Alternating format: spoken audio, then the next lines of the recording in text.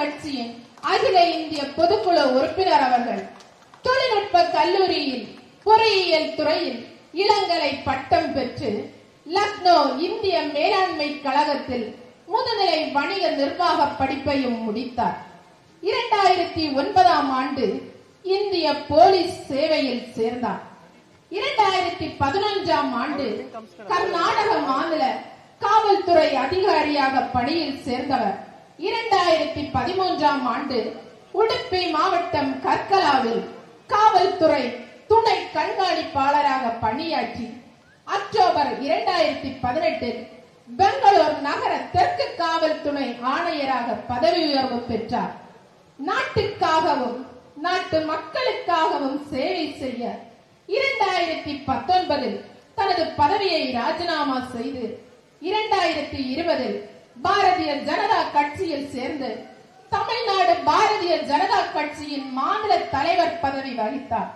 இளைஞர்களுக்கும் அரசியல் தலைவர்களுக்கும் ஒரு தலைவர் எவ்வாறு திகழ வேண்டும் என்பதற்கு முன் உதாரணமாக இன்றும் நேர்மையின் பிறப்பிடமாகவும் மக்கள் மனதில் சிங்கமாக சிம்மாசனம் இட்டு அமர்ந்திருக்கும் திரு கே. அண்ணாமலை ex-IPS பாரதிய ஜனதா கட்சியின் அகில இந்திய பொதுக்குழு உறுப்பினர் அவர்களை வைகுண்டபுரம் ஸ்ரீராமர் திருக்கோவிலில் இசை வெளியீட்டு விழாவில் சிறப்புரையாற்ற அன்போடு அழைக்கிறோம்.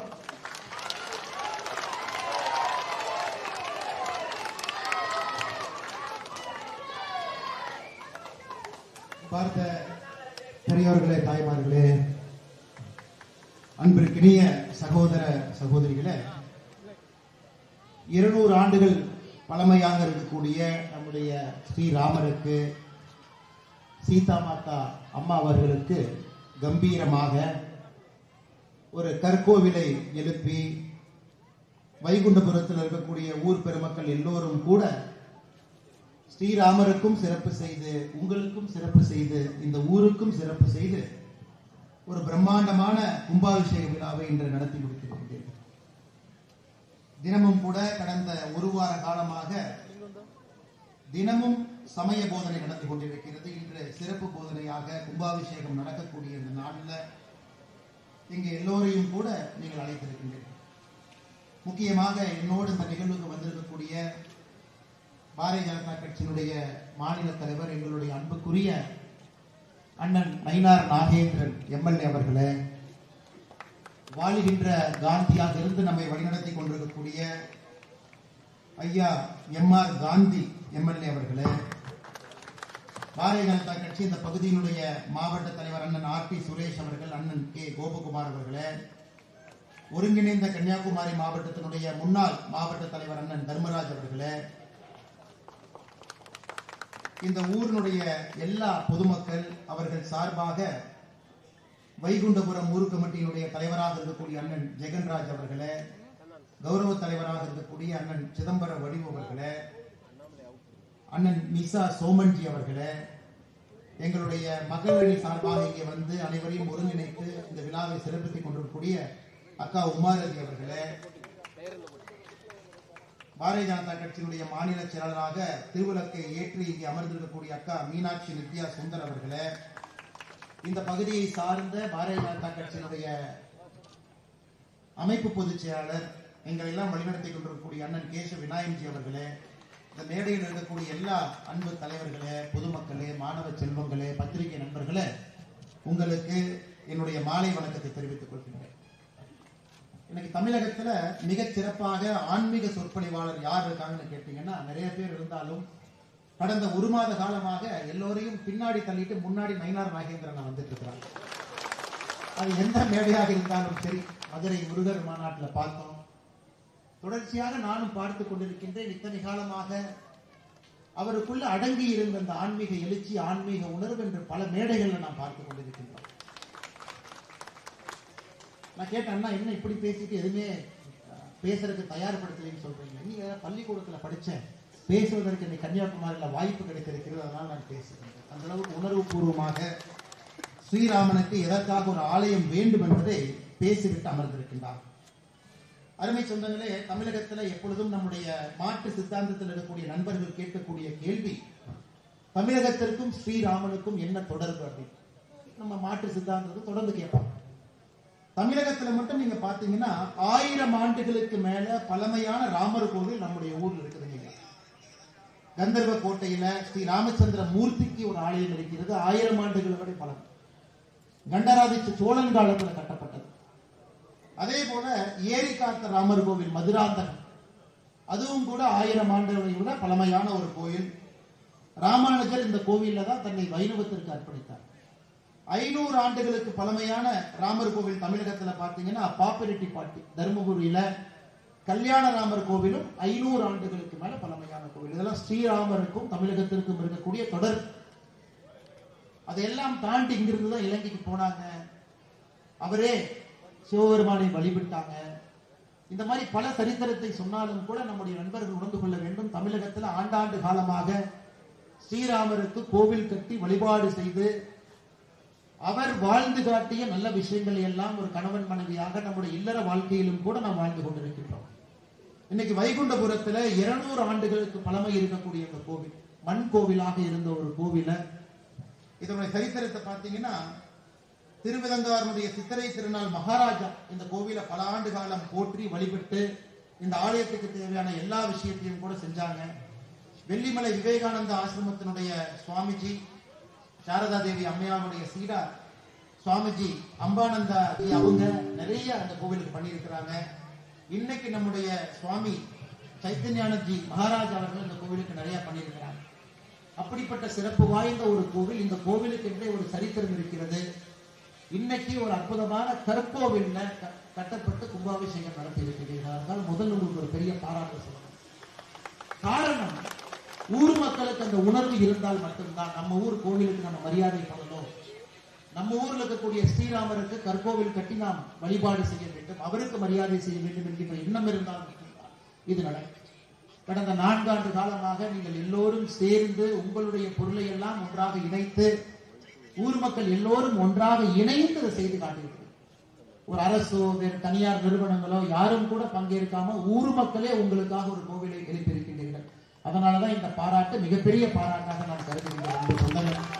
அதனால் நிச்சயமாக வருகின்ற காலத்துல இந்த ஆலய வழிபாடு மூலமாக இன்னும் நம்முடைய சனாதன தர்மத்தினுடைய எழுச்சிய அடுத்து வரக்கூடிய எல்லா தலைவருக்கும் கூட நம்முடைய இந்து தர்மத்தினுடைய கோட்பாடுகளை குறிப்பாக இளைஞர்களுக்கு வயது குறைந்தவர்களுக்கு நம்முடைய வீட்டில் இருக்கக்கூடிய நம்முடைய வழிபாட்டு முறை கோவில்ல நம்ம எப்படி ஆண்டவனை வழிபடுகின்றோம், சனாதன தர்மத்தினுடைய தத்துவங்களை எப்படி வாழ்க்கையோடு இணைத்து வாழ்ந்து கொண்டிருக்கின்றோம், இதையெல்லாம் நம்முடைய இளைய சமுதாயத்திற்கு நீங்க எடுத்து காட்டணும். மதுரையில முருகர் மாநாட்டில் நான் ஒரு விஷயத்தை பேசினேங்க ஐயா. அது சில பேர் அதை தவறா புரிஞ்சுக்கிட்டாங்க. இருந்தும் இந்த மேடையில மறுபடியும் நான் அதை பேசுறேங்க. ஏன்னா குறிப்பா நம்முடைய இளைய சமுதாயம் இதை உணர்ந்து கொள்ள வேண்டும் என்பதற்காக. எல்லா மதமும் சம்மதம் என்று நினைக்கக்கூடியவன் நான். இருந்தும் நாம் சார்ந்திருக்கக்கூடிய இந்து மதம் இன்னைக்கு எப்படி இருக்கு அப்படிங்கறத நீங்க தெரிஞ்சுக்கணும். உலக அளவில் யாருக்கு தெரியுமோ இல்லையோ கன்னியாகுமரி மக்களுக்கு தெரியும். 30 ஆண்டுகளுக்கு முன்பு இந்து மதத்தை சார்ந்தவர்கள் எத்தனை பேர் கன்னியாகுமரியில் இருந்தாங்க, இன்னைக்கு 2025 எத்தனை பேர் இருக்கிறாங்க. இன்னைக்கு உலகம் முழுவதும் பாத்தீங்கன்னா எந்த மதத்தை சார்ந்தவர்கள் அதிகமாக வசிக்கின்றார்கள்? கிறிஸ்தவ மதம். 230 கோடி பேர். 230 கோடி பேர் இன்னைக்கு கிறிஸ்தவ மதத்தை சார்ந்தவர்கள் இந்த உலகத்தில் இருக்கிறாங்க. 200 கோடி பேர் இஸ்லாம் மதத்தை சார்ந்தவர்கள் இருக்கிறார். 30 கோடி கம்மி, 200 கோடி பேர். மூன்றாவதாக எந்த மதம் இருக்குன்னு கேட்டீங்கன்னா ஆச்சரியப்படுவீங்க. எந்த மதத்தையும் சாராதவர்கள் மூன்றாவது இருக்கிறாங்க, அன்அஃபிலியேட்டட். 190 கோடி பேர்.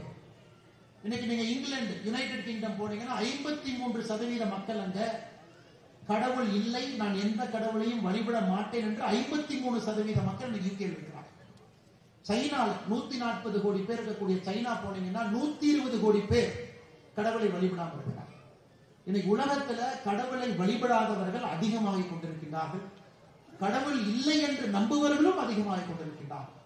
190 கோடி பேர் இன்னைக்கு உலகத்தினுடைய 3வது மதத்தில் இருக்கிறாங்க. அந்த மதம் என்னன்னு கேட்டீங்கன்னா கடவுள் இல்லை என்கின்ற மதம். 230 கோடி பேர் கிறிஸ்தவர்கள், 200 கோடி பேர் இஸ்லாமியர்கள், 190 கோடி பேர் எந்த மதத்தையும் சாராதவர்கள், அன்னப்புலி. 120 கோடி பேர் இந்துக்கள். 120 கோடி பேர் இந்துக்கள். இந்துக்கள் பாத்தீங்கன்னா உலகத்துல 4வது மதமாக. எத்தனை நாடுகள்ல பெரும்பான்மையாக இந்த சமுதாயம் எல்லாம் இருக்கிறாங்க? இந்து மதத்தை எடுத்துக்கிட்டீங்கன்னா 2 நாட்டுல மட்டும்தான் இந்து மதத்தை பின்பற்றக்கூடியவர்கள் இன்னைக்கு பெரும்பான்மையாக இருக்கின்றார்கள். ஒன்று நம்முடைய பாரத நாட்டில் இருக்கிறாங்க, இன்னொன்று நேபாளில் இருக்கிறாங்க. 2 நாட்டுல மட்டும்தான் இந்து மதத்தை பின்பற்றக்கூடியவங்க இருக்கிறாங்க. கிறிஸ்தவ மதத்தை பின்பற்றக்கூடியவர்கள் 120 நாட்டுல பெரும்பான்மையா இருக்கிறாங்க. இஸ்லாமிய மதத்தை பின்பற்றக்கூடியவர்கள் 53 நாட்டுல பெரும்பான்மையா இருக்கிறாங்க. கடவுளே இல்லை என்று நம்பக்கூடியவர்கள் 10 நாட்டுல பெரும்பான்மையா இருக்கிறாங்க. இதை இங்க இருக்கக்கூடிய பெற்றோர்கள் உணர்ந்து கொள்ள வேண்டும். இந்த மதத்திலிருந்து ஒருவர் மதம் மாறினாலும் கூட அது மிகப்பெரிய அபாயகரமான சூழ்நிலையை இந்து மதத்துக்கு உருவாகும். அதனாலதான் ஒரு கோயிலுக்கு கும்பாபிஷேகம் பண்ணும் பொழுதெல்லாம் அந்த மதம் மறுபடியும் எழுச்சி பெறுகிறது. குறிப்பாக குழந்தைகள், இளைஞர்கள், பெண்கள் விளக்கு பூஜை பண்றாங்க. குழந்தைகளை கொண்டு சனாதன தர்மத்தை அறிமுகப்படுத்துகின்றோம். இந்த மதம் இன்னும் எழுச்சி பெறும். இது ஆச்சரியம் என்னன்னு பாத்தீங்கன்னா 2010 2020 10 ஆண்டுகள் எடுத்துக்கிட்டீங்கன்னா இந்த உலகத்துல கிறிஸ்தவர்கள் வெறும் 12 கோடி தான் சேர்ந்திருக்கிறாங்க. ஆனா இஸ்லாமியர்கள் 35 கோடி பேர் ஆட் ஆயிருக்கிறார். வெறும் 10 ஆண்டுகள்ல 35 கோடி இஸ்லாமியர்கள் புதிதாக வந்திருக்கிறார்கள். வெறும் 12 கோடி கிறிஸ்தவர்கள் வந்திருக்கிறார். அப்ப நீங்க நல்லா புரிஞ்சுக்கணும், உலகத்தில் ஏற்படக்கூடிய தாக்கம் வைகுண்டபுரத்திலும் நடக்கும் என்பதை புரிந்து கொள்ளுங்கள். எங்கேயோ நடக்கக்கூடியதை நம்மூர்ல நடக்கும். அப்ப நம்முடைய மதத்தை போற்றி பேணி காக்க வேண்டிய உரிமை, கடமை நமக்கு இருக்கு. நம்முடைய சனாதன தர்மத்தினுடைய கொடியை உயர பிடித்து யாரையும் மதம் மாற விடக்கூடாது. அது கன்னியாகுமரி போன்ற பகுதியில மதம் மாறி இருக்கக்கூடிய சொந்தங்களையும் திரும்ப அழைத்து வருவதற்கான முயற்சி எடுக்கணும். வருகின்ற காலத்துல எந்த மதத்திற்கும் எதிரான மதம் இந்து மதம் கிடையாது. அயோத்தியில நம்முடைய அண்ணன் நயினார் நாகேந்திரன் சொன்னான். இன்னைக்கு பாருங்க, ராமர் அவருக்கு குழந்தை ராமருக்கு கும்பாபிஷேகம் செய்த பிறகு இங்க கும்பாபிஷேகம் பண்ணியிருக்கிறது. இது ஒரு பெருமை. 2024 அயோத்தியால பண்ணிருக்கிறது. ஆனா அயோத்தியாவுக்கும் 500 ஆண்டுகள் குழந்தை ராமர் 500 ஆண்டுகள் காத்திருந்தார். 500 ஆண்டுகள் காத்திருந்தார். கிட்டத்தட்ட 140 ஆண்டுகள் அந்த வழக்கு நடந்தது. வழக்கு மட்டுமே 140 ஆண்டுகள். அதுவரை இந்து சமுதாயம் பொறுமையாக இருந்தார். அவங்க சட்டத்தினுடைய உதவியை நாடுறாங்களோ தவிர சட்டத்தை கையில் எடுத்து ஏதாச்சும் பண்ணி ராமர் கோவிலை கட்ட வேண்டும் என்று இந்து சமுதாயம் நினைக்கிறது. எல்லா பிரச்சனையும் அடிப்படையை தீர்த்து விட்டு கோவிலை எழுப்ப வேண்டும் என்கின்ற வைராகியத்தோடு 500 ஆண்டுகள் இந்து சமுதாயம் பாரத நாட்டிலே காத்திருந்து 140 ஆண்டுகள் சட்ட வழக்கு அதெல்லாம் நடத்தி 2024 ராமருக்கு கோவில் எழுப்பணும். இதுல ஆச்சரியம், சுப்ரீம் கோர்ட்ல அந்த கேஸ் பார்த்தீங்கன்னா குழந்தை ராமரே வாதாடலாம். பராசரன் ஐயா நம்முடைய தமிழகத்தை சார்ந்தவர். ஐயாவுக்கு இன்னைக்கு 100 வயசு. 100 வயது இருக்கக்கூடிய பராசரன் ஐயா உச்ச நீதிமன்றத்துல இந்த வழக்கை எடுத்து வாதாடிய பொழுது ஒரு நாள் கூட செருப்பு போடாம உச்ச நீதிமன்றத்தில் வாதாடினார் பராசரன் ஐயா. காரணம் என்ன? 100 வயது இருக்கக்கூடிய ஒரு மனிதர், சனாதன தர்மத்தின் மீது முழு நம்பிக்கை இருக்கக்கூடிய பராசரன் ஐயா செருப்பு போடாம தான் உச்ச நீதிமன்றத்தில் இந்த வழக்கு நடத்தினார். காரணம் என்னன்னா, இந்த கேஸே பாத்தீங்கன்னா லார்டு ராம் வெர்சஸ் இன்னொரு குரூப். இந்த கேஸே குழந்தை ராமர் தனக்காக வாதாடினார். ஆனா குழந்தை ராமர் உச்ச நீதிமன்றத்தில் அவருக்காக பராசரன் ஐயா வாதாடினார். அப்ப பராசரன் ஐயாவே குழந்தை ராமராக உச்ச நீதிமன்றத்தில் வாதாடின காரணத்திற்காக அவர் செருப்பு போடாம குழந்தை ராமராகவே உச்ச நீதிமன்றத்தில் பேசினார். அப்படிப்பட்ட ஒரு ஆழ்ந்த நம்பிக்கை இந்த மண்ணில, பாரத மண்ணில் இருக்கு. நாம் எதை செய்தாலும் கூட ஆண்டவனுடைய துணையோடு தான் செய்கின்றோம். எதை செய்தாலும் ஆண்டவன் பார்க்கின்றான் என்கின்ற பயத்தோடு நம்பிக்கையோடு தான் நம்ம செய்கிறோம்.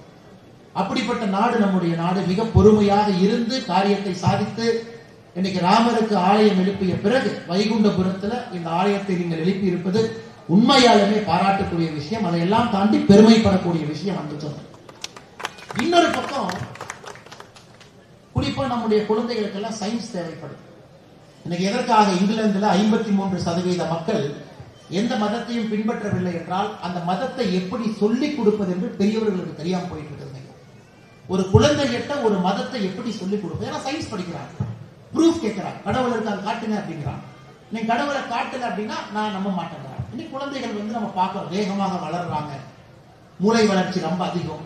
அந்த வயசுல நாம் இருந்ததை விட நம்மை விட 10 மடங்கு 20 மடங்கு இருக்கிறாங்க. அந்த குழந்தைக்கு அந்த குழந்தை எப்படி புரிந்து கொள்ள வேண்டுமோ அதை போல அந்த மதத்தை சொல்லிக் கொடுக்க வேண்டிய கட்டாயம் குறிப்பாக தாய்மார்களுக்கு, தந்தைமார்களுக்கு இருக்கு. மதுரை மாநாட்டில் நாம் எல்லாம் பேசிய பொழுது மாநாடு முடியும் பொழுது கிட்டத்தட்ட 5 லட்சம் பேருக்கு மேல அந்த நிகழ்ச்சி முடியும் பொழுது கந்த சஷ்டி கவசம் பாட வேண்டும் என்கின்ற முடிவு செய்தார். 5 லட்சம் பேரும் பாடணும், அது ஒரு கின்னஸ் சாதனையாக நடத்தப்பட வேண்டும். மேடையிலே தலைவர்கள் எல்லாம் இருந்தார்கள். அப்படியே கார் மேகம் அப்படியே கும்முன்னு வருது, மழை வரும்னு எல்லாத்துக்குமே தெரியும். மழை பெய்ய ஆரம்பிக்கும். அந்த நேரத்தில் நம்முடைய தலைவர்கள் எல்லாம் சொன்னாங்க, நிச்சயமாக கந்த சஷ்டி கவசம் பாடி முடிக்கும் வரை மழை வராது. மதுரையில் ஒரு ஆச்சரியமான விஷயம், அப்படியே துளி உழுவுது, ஆனா மழை வரல. ஏன்னா மழை வந்த மழை அப்படியே அதை நின்று 1.5 மணி நேரம் கழித்து கந்த சஷ்டி கவசம் எல்லாம் பாடி முடித்த பிறகு மக்கள் போன பிறகு மழை வருகிறது.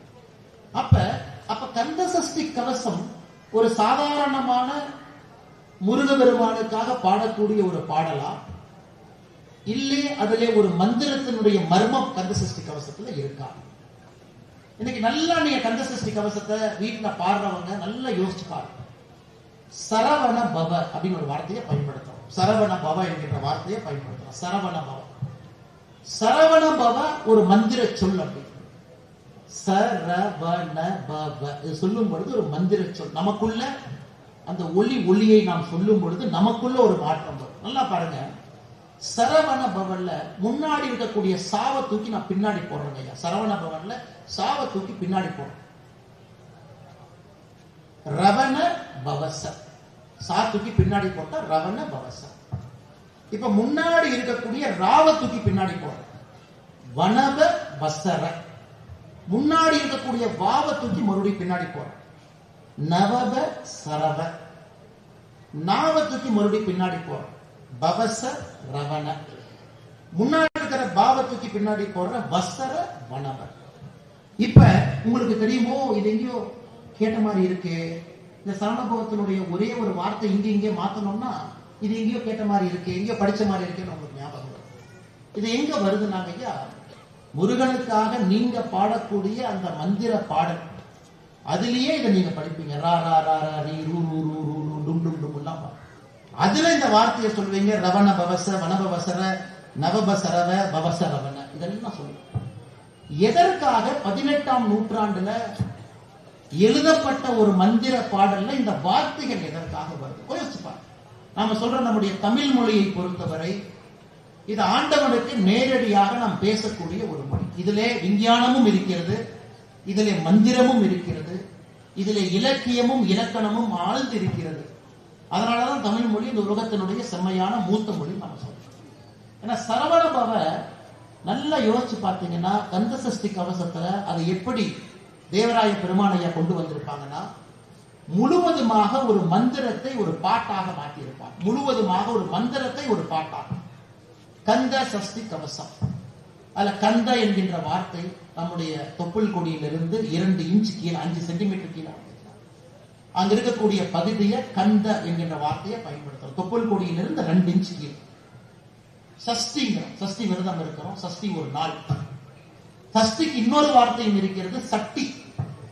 சக்தி என்றால் நம்முடைய கந்த பகுதி சக்தி மாதிரி இருக்கிறனால தொப்பில் இருந்து 2 இன்ச் கீழே வந்தீங்கன்னா அந்த பகுதி கந்த, அது அந்த பகுதி சக்தியை போல இருக்கும். கந்த சக்தி கவசம், கந்த சஷ்டி கவசமா மாறும். இன்னும் கொஞ்சம் விட்டு பார்த்தீங்கன்னா நம்ம பெரியவங்க சொல்லுவாங்க, சக்தியில் இருந்தால்தான் அகப்பெயர் வரும். அந்த வார்த்தை சக்தியில் இருந்தால்தான் அகப்பெயர் வருங்கிறது கிடையாது, சஷ்டியில் இருந்தால்தான் அகைப்பெயர் வரும். ஏன்னா சஷ்டியும் சக்தியும் ஒன்று. அப்ப பெண்கள் சஷ்டியிலே விரதம் இருக்கும் பொழுது அகப்பையில கருவிலே உயிர் உண்டாகும் என்கின்ற அர்த்தம். அதைத்தான் சஷ்டியில் இருந்தால்தான் அகைப்பையில் வரும். கந்த சஷ்டி கவசம் படிக்கும் பொழுது நிச்சயமாக பெண்களுக்கு குழந்தை பாக்கியம் கிடைக்கும் என்பதை உறுதியா எப்படி சொல்றாங்கன்னா, இந்த மந்திர வார்த்தையை நீங்கள் பயன்படுத்த ஆரம்பிக்கும் பொழுது சரவண பவ என்கின்ற வார்த்தையில அந்த ஒளியை உங்கள் நாட்டை வைத்து நீங்கள் பயன்படுத்தும் பொழுது உங்களுடைய சக்தி பகுதி கந்த பகுதியில அதற்கான உயிரோட்டத்தை ஆரம்பித்து இப்ப பாருங்க, இது விஞ்ஞானம். நம்ம குழந்தைகள் இதெல்லாம் கேட்கிறாங்க, ஆனா நீ முருகனுக்கு போய் பாட்டு படிச்சா எப்படி முருகன் வருவார்? இதையெல்லாம் நாம் சொல்ல வேண்டிய கட்டாயம் நமக்கு இருக்கு. இன்னைக்கு உயிரோட்டமாக நம்முடைய சனாதன தர்மம் இருக்க வேண்டும் என்று நாம் நினைத்தால் நம்முடைய குழந்தைகளுக்கு விஞ்ஞான முறையில கடவுளை காட்ட வேண்டிய கட்டாயம் நமக்கு இருக்கு. அது மட்டும் இல்லாம இந்து தர்மத்தை பொறுத்தவரை இன்னைக்கு உலகத்திற்கு இருக்கக்கூடிய பிரச்சனைகளுக்கெல்லாம் தீர்வாக ஒரு தர்மம் இருக்குன்னா நம்முடைய இந்து தர்மம் மட்டும்தான், எதுவுமே கிடையாது.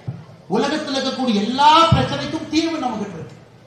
இன்னைக்கு எல்லா தர்மமும் என்ன பண்றாங்க பாருங்க. எல்லா தர்மமும் பொறுத்தவரை என்னுடைய தர்மத்தை நீ பின்பற்றவில்லை என்றால் நீ எதிரி அப்படிங்கிறது தான் மற்ற தர்மத்தினுடைய நோக்கம். மற்ற தர்மத்தை பார்த்தீங்கன்னா உலகத்தில் இருக்கக்கூடிய எல்லா பொருளுமே ஆண்டவன் உருவாக்கி இருப்பது அந்த தர்மத்தில் பிறந்த நீங்கள் அதை அனுபவிப்பதற்காக. அப்ரஹாமிக் ரிலிஜன் கிறிஸ்தவ மதத்தை பொறுத்தவரை இயற்கையில் இருக்கக்கூடிய எல்லா பொருளுமே நீங்கள் அதை அனுபவிக்க. ஆனா இந்து தர்மத்தை பொறுத்தவரை உலகத்தில் இருக்கக்கூடிய எல்லா பொருளும் உங்களோடு சேர்ந்து இருந்து பயணிக்க என்கின்ற வார்த்தையாக. உயிர் இருக்கிற பொருளும் உயிர் இல்லாத பொருளும் சனாதன தர்மத்துல ஒன்றாக பார்க்கக்கூடிய பாவனை நமக்கு இருக்கு. உயிர்களை கொல்லலாமா கொல்லக்கூடாதா, உயிர்களை உண்ணலாமா உண்ணக்கூடாதா, எல்லாம் இந்த தர்மத்தில் இருக்கு. இன்னைக்கு உலகத்தில் இருக்கக்கூடிய எல்லா பிரச்சனைக்கும் வேற்றுமையில் ஒற்றுமையாக நம்முடைய சனாதன தர்மத்திலிருந்து தான் அடுத்த 21, 22ஆம் நூற்றாண்டு இந்தியாவில் இருந்துதான் உலக அமைதி இங்கிருந்தாங்க ஐயா போகுது. யோகா நம்முடைய சனாதன தர்மத்திலிருந்து உருவானது. இன்னைக்கு உலகத்துல 194 நாடுகள்ல ஜூன் 21ஆம் தேதி உலக யோகா தினத்துல எல்லாரும் பங்கேற்கிறாங்க. அது நம்முடைய சனாதன தர்மத்துல இந்த உலகத்திற்கு கொடுத்திருக்கக்கூடிய கொடை. நாம் சொல்லுகின்றோம் 108 யோக நிலையில உங்கள் மனதுல உங்களால் அமைதி கொண்டு வர முடியும் நாம சொல்றோம். இன்னைக்கு ஐநா சபையில எப்படி யோகாக்கு ஒரு நாள் கொடுத்திருக்கிறாங்களோ அது போல் தியானத்துக்கு ஒரு நாள் கொடுக்க போறாங்க. அதற்கான ரெசல்யூஷனை மூவ் பண்ணிட்டாங்க. தியானத்துக்கு ஒரு நாள். தியானமும் நம்முடைய சனாதன தர்மத்திலிருந்து நாம் கொடுத்திருக்கிறோம். பாருங்க, இன்னைக்கு நம்முடைய சனாதன தர்மம் பாரத நாட்டில் நமக்கு மட்டும் இல்லை. நம்முடைய சனாதன தர்மம் பாரத நாட்டிலிருந்து உலக நாடுகளுக்கு, அது உலக அமைதியாக இருக்கட்டும், உலக மேன்மையாக இருக்கட்டும், நாம கொடுக்கிறோம். அதைத்தான் கடவுள்கிட்ட போய் கேட்கிறோம். கும்பாபிஷேகம் பண்றோம். கும்பாபிஷேகம் பண்ணும் பொழுது நம்ம எல்லோருக்குமே தெரியும் கும்பத்துக்குள்ள என்ன வைப்போம். கும்பாபிஷேகம் குழந்தைங்கள இங்க இருக்கிறீங்க, உங்களுக்கு எப்பவுமே விஞ்ஞானம் வேண்டும் என்று கேட்கிறீங்க. அப்ப அந்த கும்பத்துக்கு எங்கிருந்து பவர் வரும்? இன்னைக்கு கும்பாபிஷேகம் பண்ணியாச்சு ஸ்ரீராமருக்கு, இன்னும் 14 ஆண்டுகள் கழித்து மறுபடியும் கும்பாபிஷேகம் பண்ணணும். பட் எத்தனை பேருக்கு தெரியும் கும்பத்துக்குள்ள இருக்கக்கூடிய நெல் பயிர், கும்பத்துக்குள்ள நீங்க வைக்கக்கூடிய நெல் பயிரை 14 ஆண்டுகள் கழித்து கும்பத்துக்குள் இருக்கக்கூடிய நெல்லை எடுத்து விதைத்தாலும் அது முளைக்கும். அப்ப 14 ஆண்டுகள் ஒரு கோவிலுடைய கும்பத்துக்குள் இருக்கக்கூடிய நெல்லுக்கு அவ்வளவு சக்தினா அந்த சக்தியை நீங்க உருவாக்குறீங்க. இந்த கும்பாபிஷேகமே பாத்தீங்கன்னா ஹையஸ்ட் ஃபார்ம் ஆஃப் சயின்ஸ். அந்த சாமிக்கு மருந்து போடுறது, அந்த மருந்துல இருந்து அந்த கும்பத்தை வைக்கிறது, அந்த மருந்து எப்படி போடுறீங்க, அதற்கு கீழே ஒரு காப்பர் பிளேட்டு, எதெல்லாம் எனர்ஜியை கண்டக்ட் பண்ணுமோ அதெல்லாம் சாமிக்கு அடியில வைக்கிறீங்க. அந்த மருந்து வச்சு அந்த சாமியை பேக் பண்றீங்க. அதன் பிறகு கும்பத்துக்கும் சாமிக்கும் ஒரு சின்ன ஒரு நூல் மாதிரி போட்டு ஒரு கனெக்ஷன் ஏற்படுத்துறீங்க. கும்பத்துக்குள்ள நெல் வைக்கிறீங்க. கும்பத்துக்குள் எதற்கு நெல் வைக்கின்றோம் என்றால் அந்த நெல் உயிரோடு இருந்தால் மட்டும்தான் அந்த கோவில்ல சக்தி இருக்கிறது என்கின்ற அர்த்தம். அதனால அந்த கும்பாபிஷேகத்திற்கு முன்னாடி பாலாலயம் செய்யும் பொழுது அந்த கும்பத்தை எடுத்து பார்க்கும் பொழுது உள்ள இருக்கக்கூடிய நெல் அதை எடுத்து விதைச்சிங்கன்னா முளைக்கும். எந்த தர்மத்திலும் இல்லாத ஒரு சாதனை சனாதன தர்மத்தில் இருக்கு. ஏன்னா மந்திரத்தின் மூலமாக, மந்திரம்ங்கிறது வெறும் வாய் மட்டுமல்ல, சரவணபவன் வாயில சொல்றாங்க, அதன் மூலமாக ஒரு சத்தத்தை ஏற்படுத்துறீங்க. மணி அடிக்கிறீங்க, அதுல ஒரு சத்தத்தை ஏற்படுத்துறீங்க. தீபார்த்தனை காட்டுறீங்க, அதிலே ஒரு எனர்ஜி ஏற்படுத்துறீங்க. பூ வைக்கிறீங்க, அதிலே வாசனையில ஒரு எனர்ஜி ஏற்படுத்துறீங்க. கடவுளுடைய 5 முக்கியமான சென்சஸுக்கும் 5 விதமான விஷயங்களை நீங்கள் கொடுத்து அந்த கடவுளை எப்பொழுதுமே வைப்ரேஷன் வச்சிருக்கு. அந்த கும்பமும் எனர்ஜைஸ்டா வைப்ரேஷனா இருக்கு. அப்ப எப்ப நீங்க கோயிலை போய் கடவுளை பார்த்தாலும் அங்க இருக்கக்கூடிய எனர்ஜியை நீங்க எடுக்கிறீங்க. நீங்க நல்ல மனசோடு வெளியே வர்றீங்க. அதான் இந்த கும்பாபிஷேகத்தினுடைய மகத்துவம். சரியான நபர்கள் செய்யணும், சரியான முறையில செய்யணும். தேர்ந்த வல்லுநர்கள் மட்டும்தான் கும்பாபிஷேகத்தை கைவிடணும். இதெல்லாம் தாண்டி இன்னும் போனீங்கன்னா ஒரு கோவில் கட்டுவதே ஒரு நெல்லை அடிப்படையாக வைத்து, ஒரு நெல் மணி. ஒரு ஊர்ல அந்த காலத்துல இப்பெல்லாம் இல்லைங்க, பெரியவங்க போய் எப்படி கோவில் கட்டுவீங்கன்னா எங்கே கோவில் கட்டணுமோ அங்க வருவாங்க. கோவில் கட்டுறதுக்கு பக்கத்துல எங்க நெற்பயிர் இருக்கோ அங்க போவாங்க. அங்க இருக்கக்கூடிய நெல் எடுத்து, அந்த மணி எடுத்து சரியான ஒரு நெல்மணி எடுப்பாங்க. 8 நெல்மணியை ஒன்னா சேர்த்துனீங்கன்னா ஒரு யூனிட் ஆஃப் மெஷர்மெண்ட்.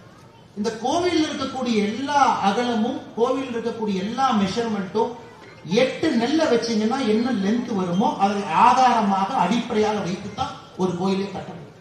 சோ ஒரு கோவிலினுடைய அடிப்படை தன்மை என்பது அந்த ஊர்ல விளைந்த ஒரு நெல் மணியினுடைய லென்த் என்ன இருக்கோ அதை அடிப்படையாக வைத்துதான் அந்த கோவிலினுடைய லென்த்தை நீங்க கட்ட முடியும். அவ்வளவு சயின்ஸ் நம்ம கட்டுதுங்க.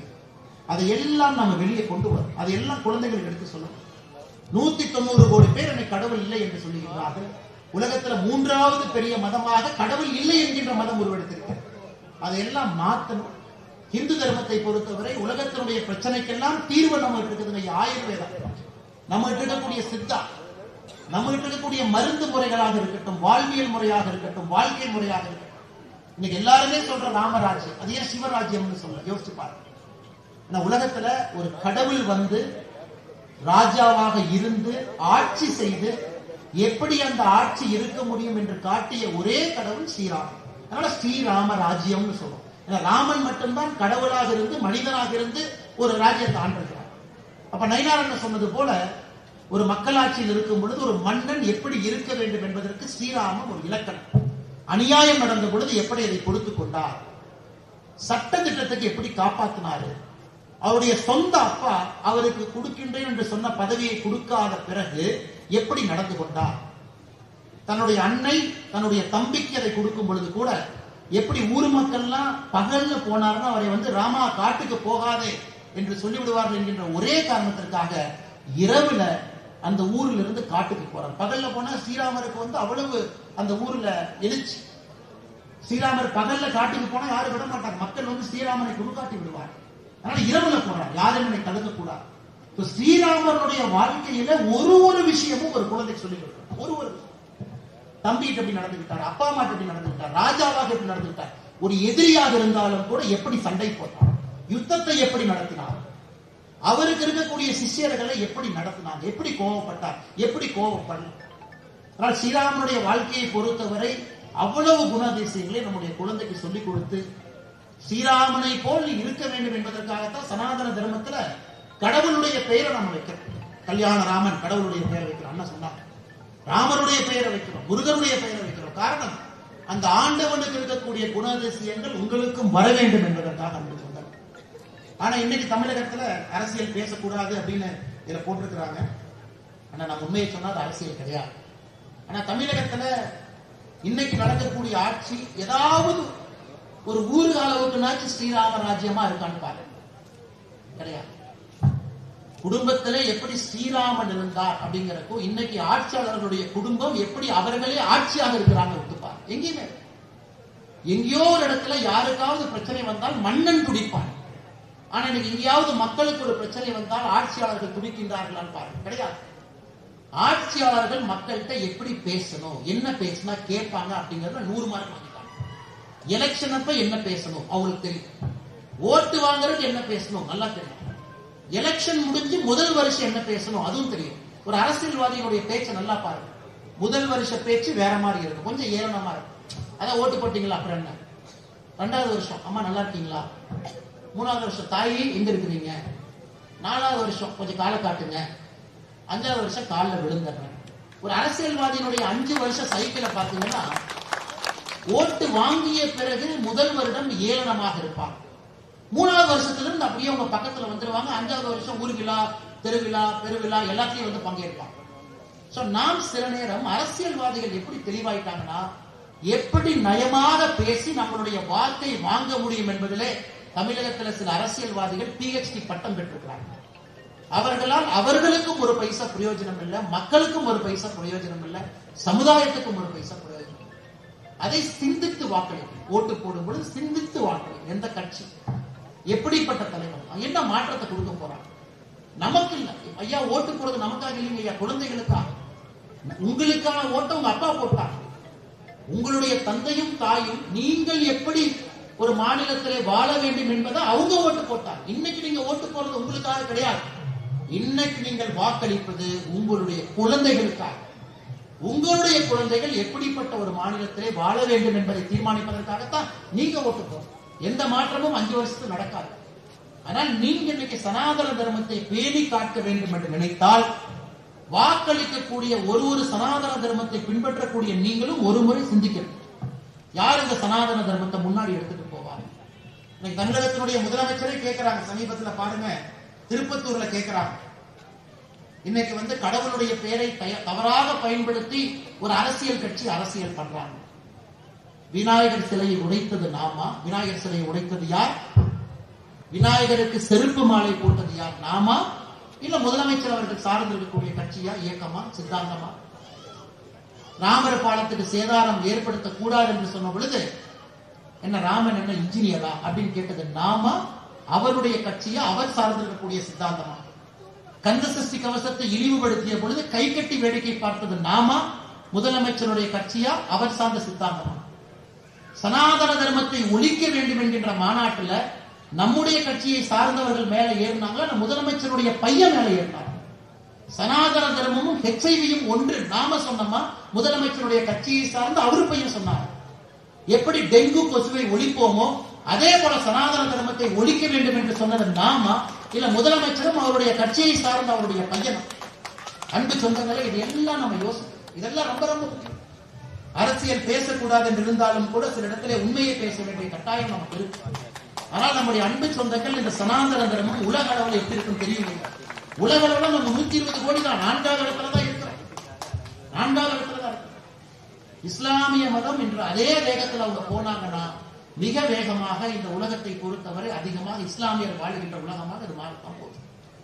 அப்ப நீங்க இன்னும் ஜாக்கிரதையாக எச்சரிக்கையாக இருக்கணும். இன்னைக்கே பாருங்க, ஈரான்ல நியூக்ளியர் ரியாக்டர் யாரு கொண்டு போடுறான்? அமெரிக்காக்காரன் கொண்டு போறான், இஸ்ரேல் கொண்டு போறான். அது யூதர்கள், கிறிஸ்தவர்கள், இஸ்லாமியர்கள் இருக்கக்கூடிய சண்டையாக அது மாறிக்கொண்டிருக்கிறது.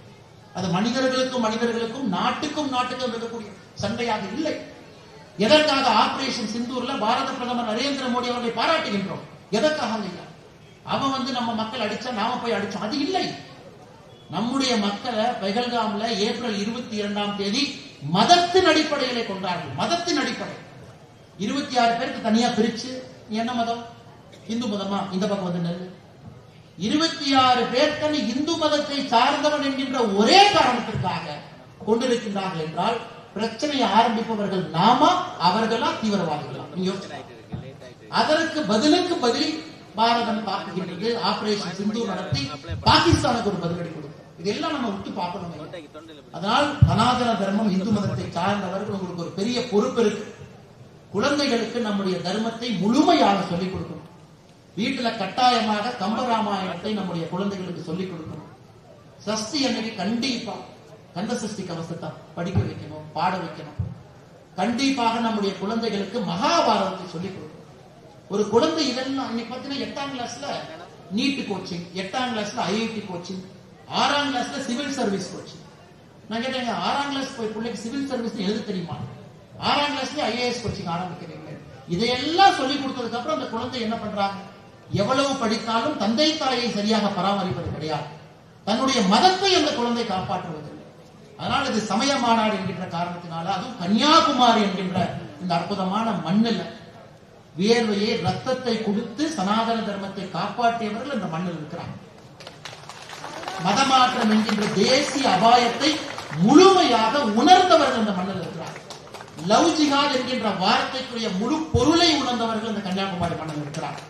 அதனால்தான் நீங்கள் இன்னும் உன்னிப்பாக கவனமாக இருக்கணும். எந்த மதமும் நமக்கு போட்டியாளர் கிடையாது. அவரவர் மதம் அவரவருக்கு, அவரவர் மதம் அவங்களுக்கு பெருசு. நமக்கு இந்து மதம் பெருசு. நாம் எந்த மதத்தையும் ஏளனம் படுத்த போவது கிடையாது, எந்த மதத்தையும் சிறுமைப்படுத்த போவது கிடையாது. எல்லா மதத்தையும் கௌரவமா தான் பார்க்கணும். ஆனா அப்படி பேசும் பொழுது இந்து மதத்தை கோட்டை விட்டு விடக்கூடாது. எல்லா மதமும் சம்பந்தம், எல்லா மதத்தையும் பெருமையா பார்க்கணும்.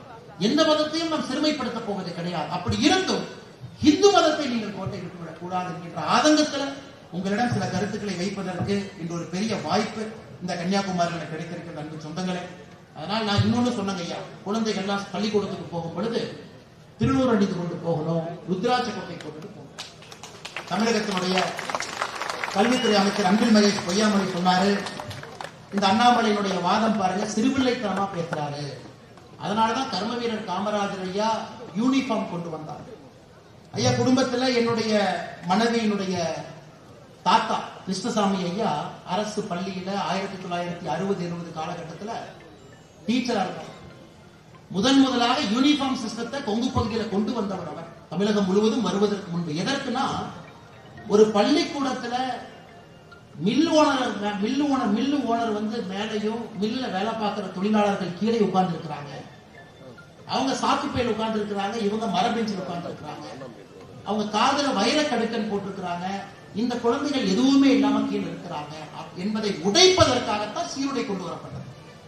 சீருடை என்பது மத அடையாளங்களை மறைப்பதற்காக கொண்டு வரப்படவில்லை.